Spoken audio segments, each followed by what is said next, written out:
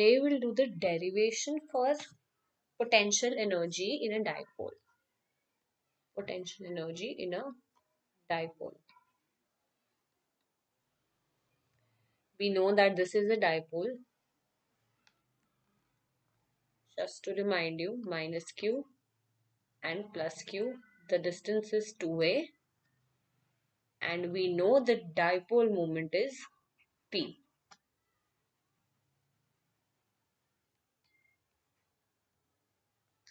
So now work done is equals to T d theta, and this is, as we know, torque, which is equals to P E sine theta. So dW is equals to P E sine theta d theta. Now we'll integrate on both sides. Integration of P E sine theta d theta from theta 1 to theta 2. This is equals to W. P, E are constant, so we'll take it out. So theta 1, theta 2, sine theta, d theta.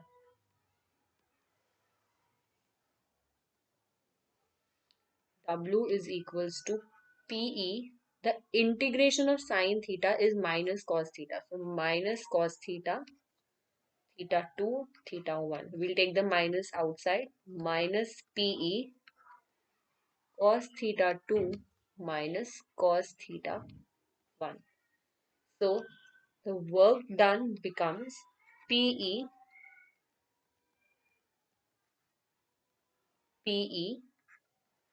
cos theta 1 minus cos theta 2.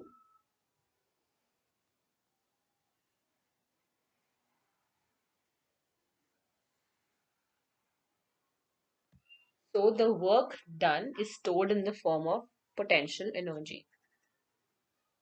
Work done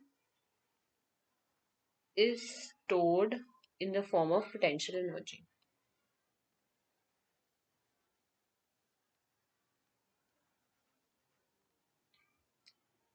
Can be written as Q is equals to PE cos theta 1 minus cos theta.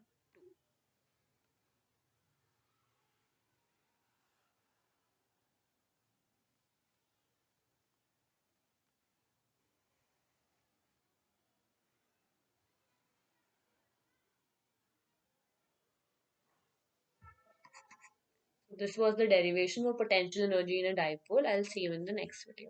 Thank you.